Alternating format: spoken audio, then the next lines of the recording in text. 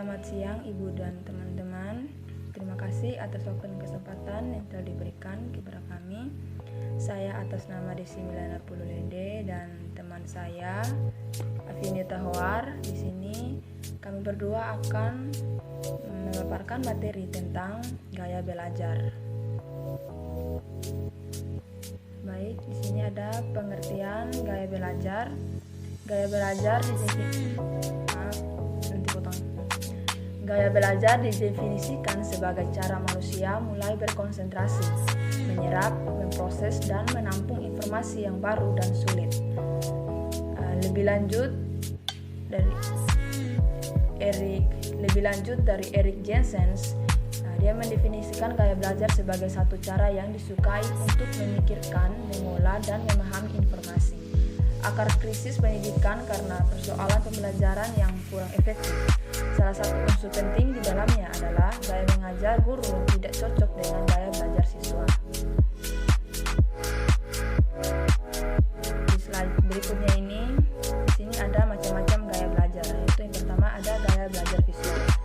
Di mana siswa yang bergaya belajar visual dia memegang peranan penting dalam mata penglihatan.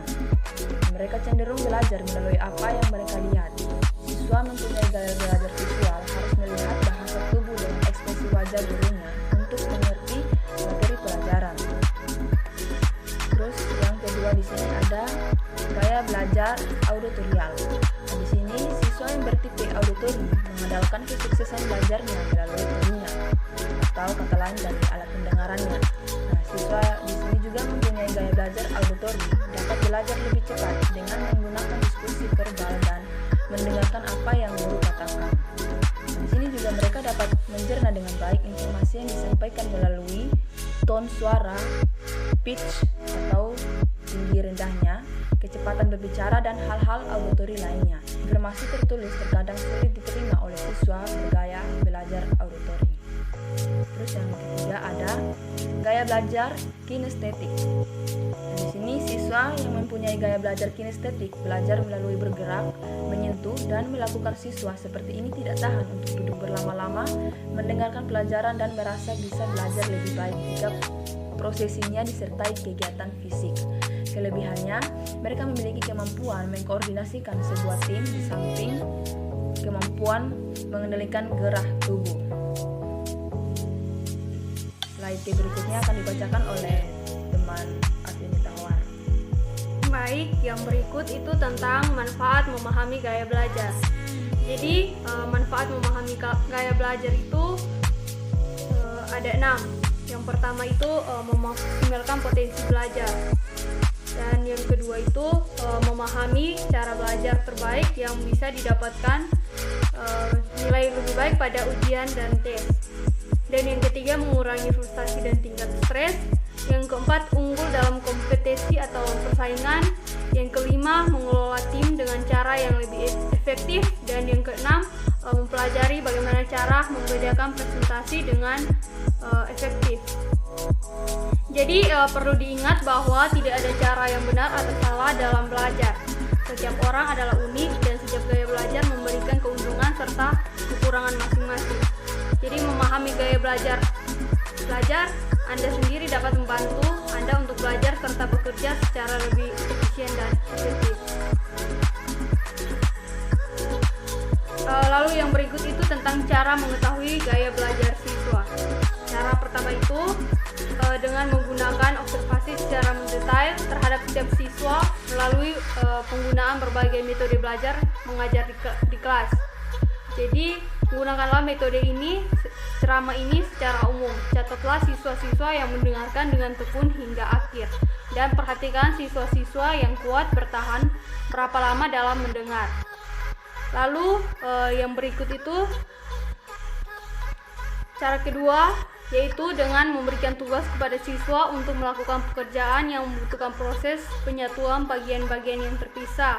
Misalnya menyatukan model rumah yang bagian-bagiannya terpisah.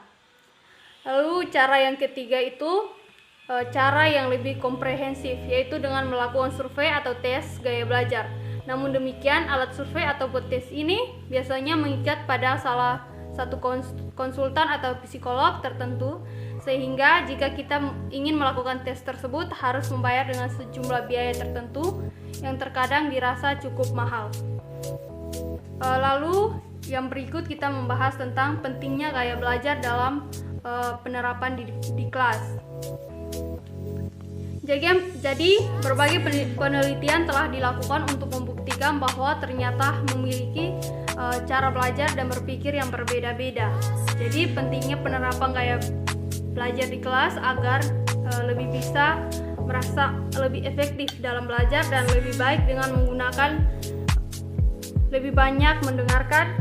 Namun orang lain merasa lebih baik dengan membaca, bahkan ada yang merasa bahwa hasilnya akan lebih baik dan lebih optimal jika belajar langsung atau mempraktikkan apa yang dipelajari.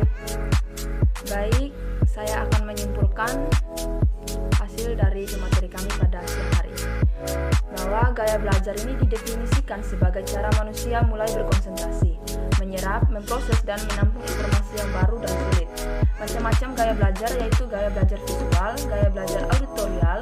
Siswa yang bertipe auditori mengandalkan kesuksesan belajarnya melalui telinga atau alat pendengaran. Gaya belajar kinestetik, siswa yang mempunyai gaya belajar kinestetik belajar melalui bergerak, menyentuh, dan melakukan. Siswa seperti ini tidak tahan untuk duduk berlama-lama, mendengarkan pelajaran, dan merasa bisa belajar lebih baik. Beberapa manfaat tersebut meliputi keuntungan akademik, yaitu memaksimalkan potensi belajar kita, yaitu sukses pada semua tingkat pendidikan, serta memahami cara belajar terbaik dan bisa mendapatkan nilai dengan baik pada ujian dan tes, mengurangi frustasi dan tingkat stres, mempelajari bagaimana memaksimalkan kemampuan serta keterampilan alami kita dalam keuntungan profesional, unggul dalam kompetensi persaingan, mengelola tim dengan cara yang lebih efektif, dan mempelajari bagaimana caranya kita agar memberikan presentasi dengan lebih efektif. Sekian presentasi kami pada siang hari ini.